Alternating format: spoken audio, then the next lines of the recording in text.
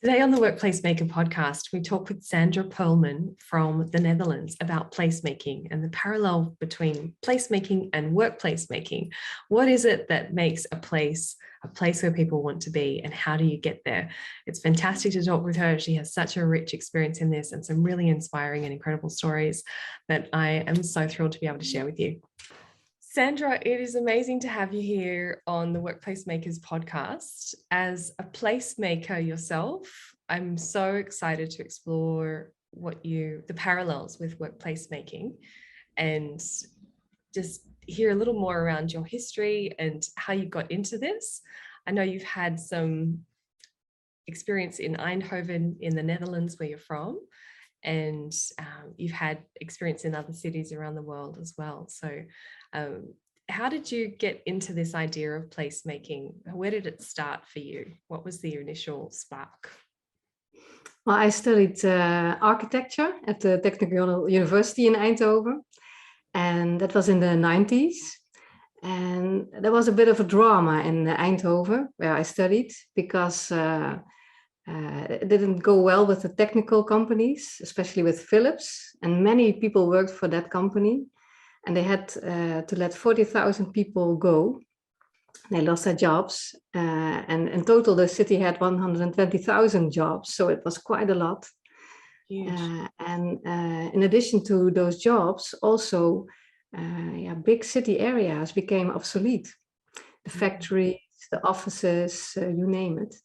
And that's when I was about to graduate from university. And I thought, well, we have to make something out of those areas because they had very characteristic buildings. And they were like forbidden cities with fences around. And now we could do something with it.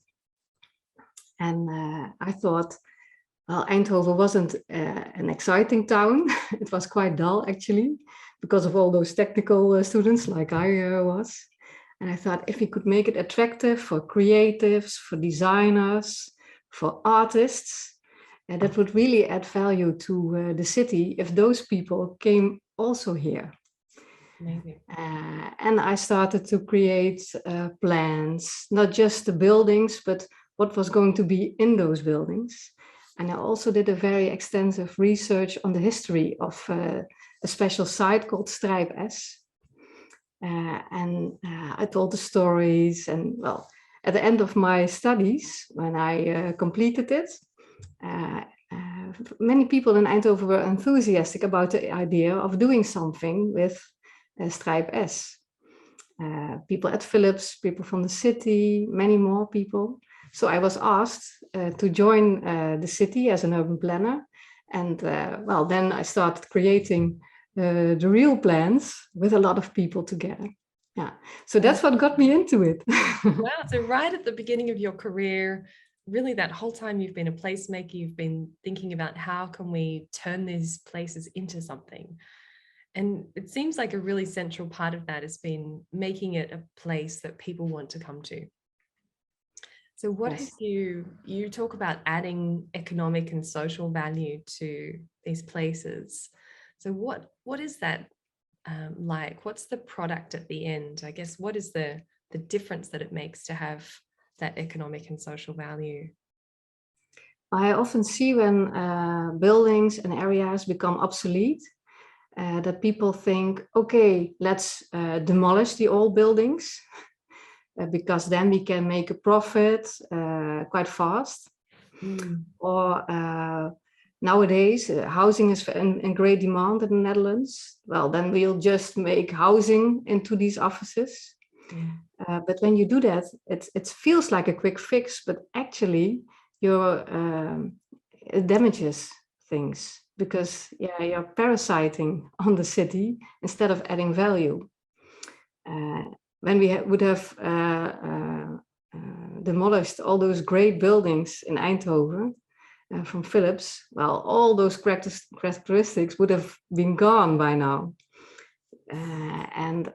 So keeping the history is very important, but also, how do you say that? Well, for example, now I work for the city of Helmond, and they need a lot of housing in Helmond, but they also need a lot of jobs. So I start creating breeding grounds in obsolete buildings. We could turn them into houses, but then Helmond would only be for living in, and there would be no economic value in that city.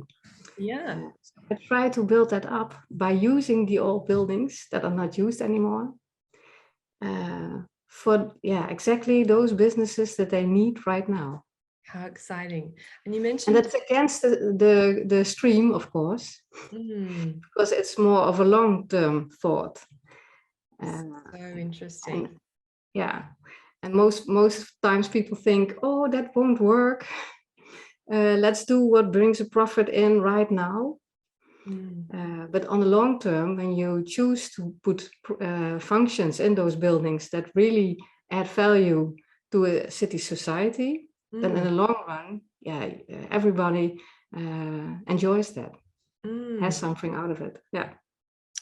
Amazing. That difference between the short term and the long term thinking is so clear, isn't it? And then what you're really thinking about is which businesses can come into that space and actually create more of a place where people want to be, where they're enjoying, they're enjoying the space, they're enjoying being in that place, they want to be there, they're coming in there, they're going to spend money there. And so how important is it in that design process to involve people who might come? Do you find yourself talking with creatives and with cafe owners, or are they part of your ecosystem as you're working this up? Well, yes.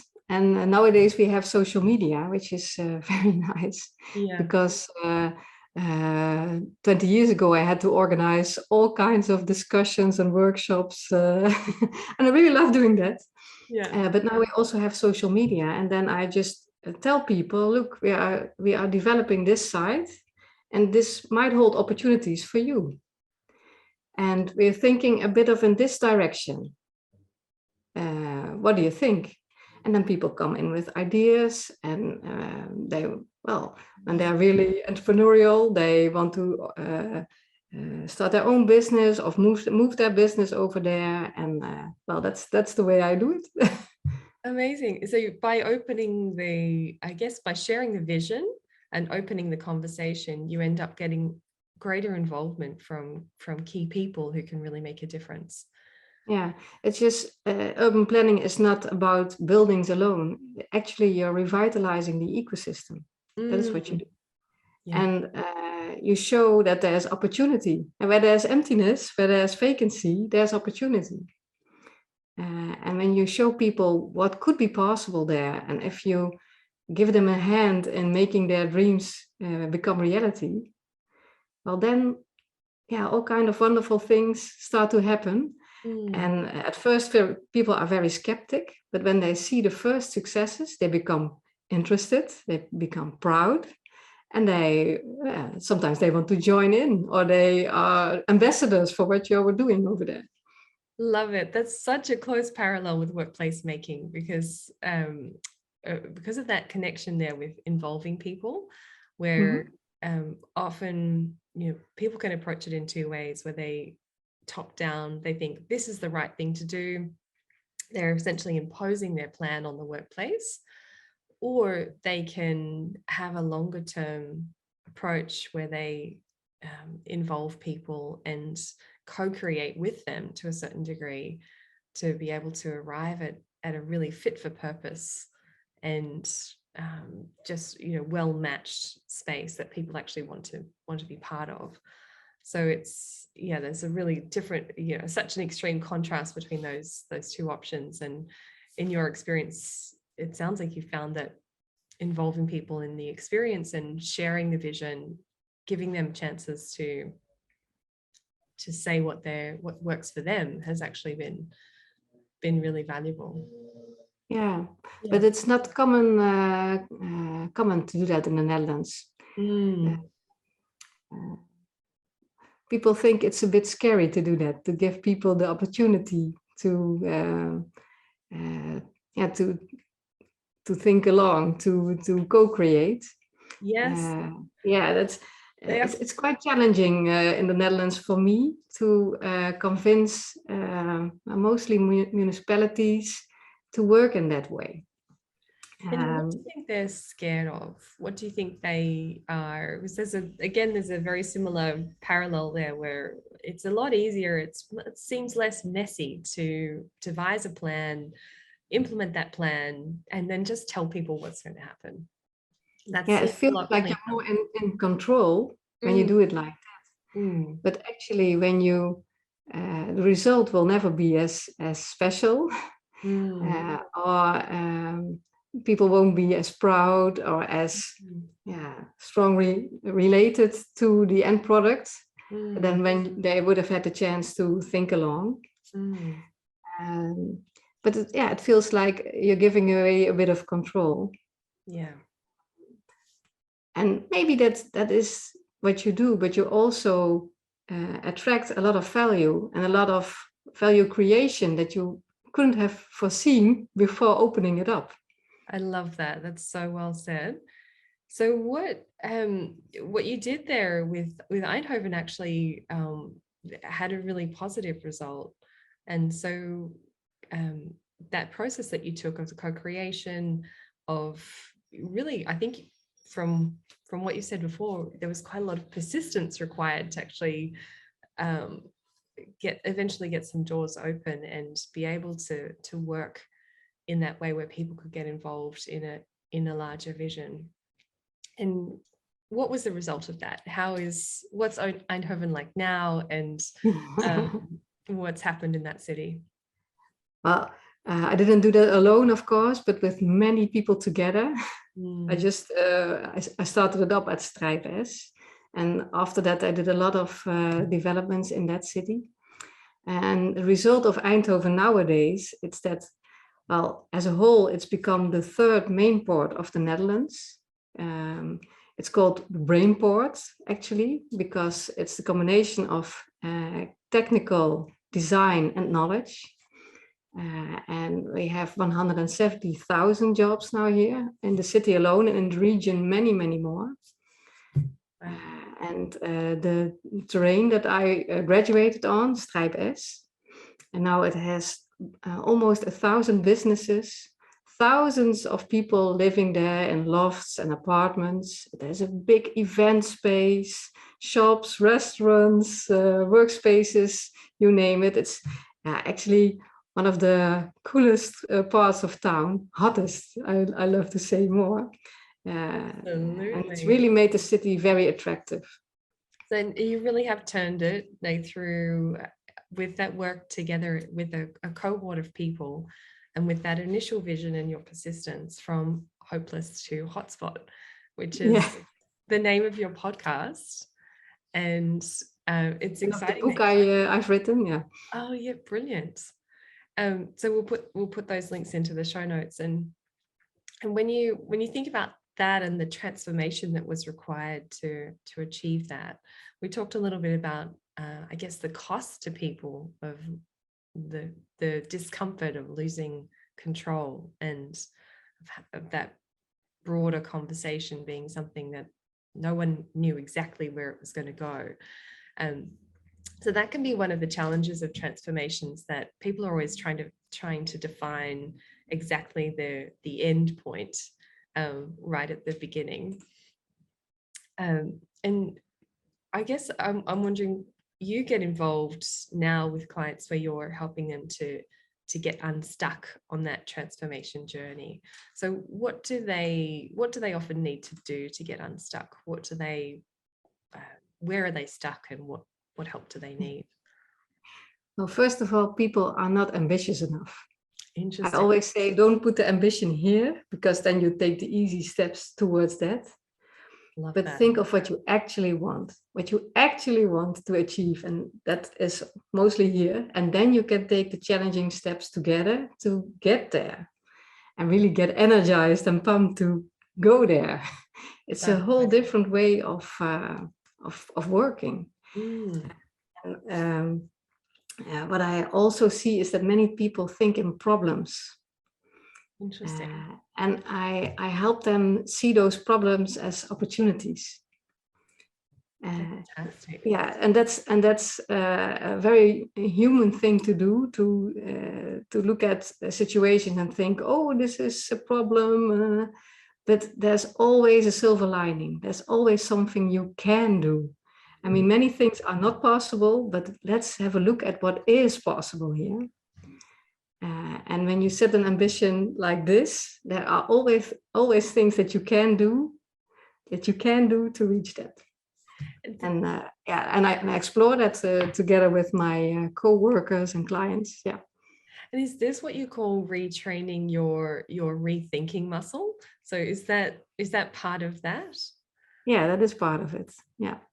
And what else is involved in that rethinking muscle? When you use that term, what else are you finding that people need to rethink and get good at rethinking?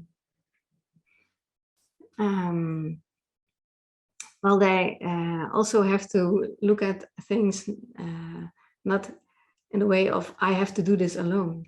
Yes. We talked about it earlier, opening it up. When you share a vision or an idea and you share it with some people, there are always people that see an opportunity in that and they come with new ideas. And together, those ideas become, well, so very much special. greater. And very unique also. When you really combine it to a certain place and with certain people, it's always, you come with unique solutions to whatever problem is there. Fantastic. Do you find, how receptive are people to this idea of retraining their thinking, or do you find there's a huge resistance to that? Yeah, it depends, but some people really can really do that, but many people feel resistance. So that's what makes my job necessary, but also sometimes hard. Because for me, that rethinking muscle is so well trained by now. It's natural to me. Yeah. And I have to keep repeating and encouraging people. And also when the resistance grows too big, I know I want to go too fast. Yes. So I have to lean back a little, and then that things come naturally. Yeah. And what period of time are you finding you're engaged in these projects? So where, from the moment it starts and someone reaches out to you until people have come on board, and then you're seeing construction happen, you see it come to life, how long does it take? I normally do the beginning until the plans are made and all the money is arranged, organized, because that's an important part of my work as well. Yes. And organization is set, and also mostly it's like 5 years. Wow. Yeah. So, and something like 7 years, maybe a bit longer, and then it's built and complete. But of course, when it's a big urban area, that can take way longer. Yes. Yeah.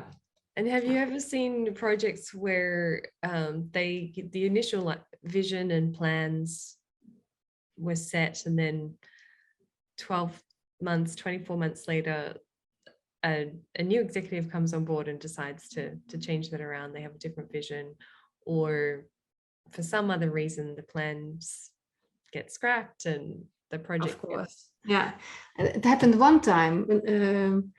No, only one time to me, because I'm quite persistent. Right. I'm sure that counts for a lot. Yeah, of course. I've had to be very persistent, because people always said, well, this isn't possible. We would really like this, Sandra, but it isn't possible. And when they say that to me, I think, we'll make it possible. And yes. But at one project, I had that we were creating a startup factory in an old match factory, which was great. But then the mayor went away, and someone else came, and an alderman became important in that project, and he wanted a place for housing. Right. So it was a very different vision, of course. Yeah. And I tried, of course, to put the original vision into action, but well, it wasn't possible. But the whole ecosystem that I built of 200 organizations for that startup factory, that ecosystem is still there. And when I work in another city, I can reach out to those organizations that I have those relationships with now. So we take it elsewhere. Yeah, so fantastic. I guess you try to a certain point, and then you realize when the door is closed, and that vision is just not going to come to life at that moment for that time. Yeah, but it was quite difficult. Let me be honest, because I put my heart and soul in these developments. So it was quite hard to let go at that point. And being a person. Yeah, but of course, as a person and as a business, you learn a lot. Yes. Also from failures. I mean, the project took another direction. Yeah. Oh, I think that, I see that happening all the time in workplace, that it often there's there might be a direction that's set. I'm thinking of a recent example where there's a direction that's set that looks like the initial vision is really a human-centered design, a human-centered flexible workplace where we have people, property, and technology working really integrated in an integrated way together to create a smooth experience for people who come, a place that they want to be. And then the senior leadership team, which seems bought in, changes direction and decides that they're not going to support a really significant part of that project. So it ends up just being your equivalent of the housing versus the really true experience that where you're actually doing placemaking in the true sense of the word, where they're now doing just the property and the technology elements and actually really not addressing the culture and the mindset piece. And so that means it's difficult, isn't it, to see that happening? Yes, yeah. And it's not that uncommon, unfortunately, but what happens there is that the people who are in that workplace miss those golden moments, those incredible experiences, those kind of happy days of innovation and happenstance where the environment is really designed so well to support every activity that they're doing there, and they're participating in something that feels larger than them. It feels like it has a narrative around it, and they're in a space where they feel like they can be their best person, and the organization is supporting them to do that. So that's what I love about your work, is that you're really creating these places where people have a similar experience, where they have that, they can be more human in the sense that not just live and work, but actually experience the full breadth of human experiences. And so we talk a little bit about human-centered design and this concept of human-centered design. What does that mean for you in your work? Yeah, it's so very important. We share that. And it's not so obvious in the Netherlands too. What I see is that, well, I think that 50% should be about people, and 50% should be about the buildings and about the costs and the procedures and all that kind of stuff. But what I see in practice is that almost 100% of the attention goes to the hardware, so to the stones, the buildings, the money, the procedures. And I'm a really big advocate for the human-centered design. You can put gold into stone, but nothing happens. Yes. It has to be valuable and meaningful to people. And in creating a great workspace or an urban area, you have to work together with so many people. And the whole cooperation process is so complex, and that needs a lot of attention. And that's also people-oriented design in doing that. I mean,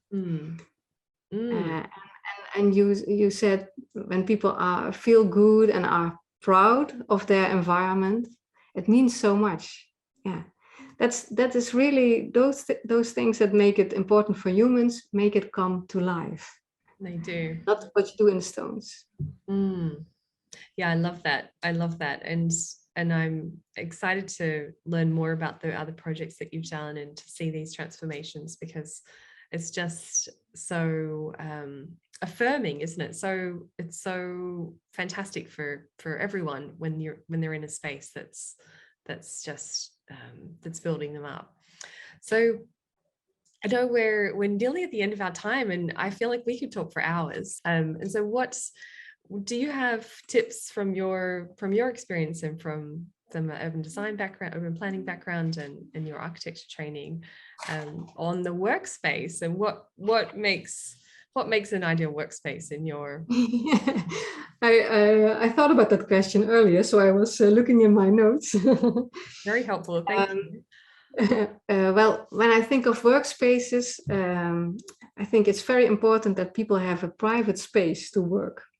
I'm not a big fan of office gardens anymore. Because, well, certainly now with COVID, we're used to have our own spaces at home. Yeah. And I think if they want us to work at an office again, well, we need our private space, because when you're in a big open space with 50 people, it's very hard to concentrate. And it's also very hard to collaborate, because when I say something to my neighbor, I disturb 50 people. Yes. So yeah, I hope we don't have to do that anymore. Yeah. And that we have more private spaces. I mean, you can share it with a few people, with like six people or something, but not with 50 people. It's killing cooperation, and I love to co-create with people. So I think, yeah, that's very valuable. Another thing, I love meeting spaces with personality, and I see many people love that. So of course we need the technological stuff for beamers and all that kind of things, but we don't need those very clean meeting spaces. We had this meeting space. It looked like an old barn with all second-hand stuff from the thrift shop, and people would always book that meeting room. That sounds fun. Yeah, it has a fun factor, and you can relate, and you can pick up a statue and say, what the hell is this? And it reminds me of this from my grandmother's house. And yeah, it doesn't have to be that character, but I mean, if you have all the same conference areas or meeting spaces, there's nothing to talk about. It's dull. So make them fun and creative. Yeah, great. I have more tips if you'd like. Yes, yeah, I'd love to. If you've got, okay. Let's hear them. That'd be amazing. I think that the best workspaces are part of a community. So it's not about just the space in itself, but where it is. And I mentioned breeding grounds. I don't know if you know those in New Zealand a lot.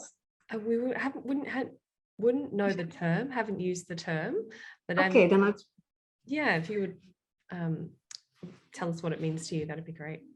Yeah, a breeding ground is different from just a normal office space. It holds many businesses, and there is a community manager. Oh yes. That brings people from different businesses together. Great. Make sure that there are meetings together and barbecues and stuff. And the best breeding grounds also have public spaces like a restaurant, exposition space, etc., so that people from a city can also visit that breeding ground and come into contact with those businesses, what they do, maybe share some thoughts. And it's all very good for cross-pollination. Yeah, I've come across that concept being called an innovation hub. Yeah. And so I like that term breeding ground, where the ideas are breeding and things are growing. Yeah, this is cool. Yeah. And a student or just startup could meet a CEO of a big company in the coffee corner. Yeah, nice. So those spaces are very important for the Netherlands, and those are really the innovation places. Yeah, they are. Yeah. That's awesome. The fourth tip is, I think we also already shared this, make people proud. Nice. It's quite different if you can say, I have an office at Strijp S or at the Amsterdam Market Hall, which I made a documentary about, than just somewhere, I don't know, in a business park somewhere, I don't know. Yeah, some nameless place. Surroundings is important. So in the city of Helmond, there was a lot of vacancy in shops and restaurants. And now we're actually adding workspaces, offices, etc., to the city center. So it gets a new function over there. And to work in those city centers are wonderful, because you have everything. You have those shops and those restaurants, the train station, the parks, all those things. Nice. And that is so valuable. It's much nicer to work there than at some dull business park, at the highway somewhere where you don't want to go outside. Love that. Make people proud, and there are some things we know will make the experience better for people. If they can enjoy it, they can be proud of it, they can feel like there's the things that they need and want to do are available and accessible to them. And it's more than just how it looks, but especially how it's organized. I think your work also focuses on that. Yes. It's not just where you have your desk and how the lighting is. Yes. But it's how you feel connected to the people over there. Very much so. Very much so. I think that you're 50-50 on the hard factors and the people. We could apply that same thinking, because what happens in workplaces is they might deal with the property and the technology side, but if they're not thinking through how are teams actually going to use the space to connect, how are they using their technology for information to flow, how are they collaborating, what's working well and what's not working well, and how can we use this space to support more of those productive, engaging, creative conversations and pieces of work. Without that thinking layer, you end up really just creating another battery hen arrangement that just is a little bit different. You do, I call it people oriented. I also call it the software. So next to the hardware, you really need to be thinking of the software. Yes, that's great. That's such a perfect analogy. And do you have any final words as we finish up for anyone who is inspired to take a vision of something that could be better, something that could be human-centered, it could be engaging, it could be an exciting place to be. Often workplace program and project managers are up against some of those same challenges, and there's a tendency to want to keep things under control and keep things predictable and really not deal with the complexity and the mess of but the mess is great. The mess is where the gold is, of course. What I would really like to give those people is, think big. Think big and get inspired by examples elsewhere. Nice. That's the reason why I'm creating these documentaries. Fantastic. To show those amazing developments in the Netherlands. I think are worthwhile to see, and because it's on YouTube. And it has those English subtitles. We'll drop the link in the show notes. I'm very keen to watch that. Yeah, I like to do this as well, to go elsewhere and get inspired. And it always gives me a bit of a oomph in the thinking about what is possible. Yeah. So that's why I want to share some great examples from the Netherlands. Yeah. Thank you so much. Thank you for being on the Workplace Makers podcast and the inspiration that you've brought around what's possible when you persist and you have a larger vision and you see the potential that people hold, even if we don't know what they hold yet. If we bring them into the picture and find that gold that's going to be in the ideas and in the motivation, the engagement that they bring. There's so much power in that, and your experience and your projects just demonstrate that so beautifully. So it's just been wonderful to talk with you, Sandra. Thank you for being with us. Yeah, you're welcome. And thank you for the opportunity. I really loved talking to you about this. So fantastic. Thanks again.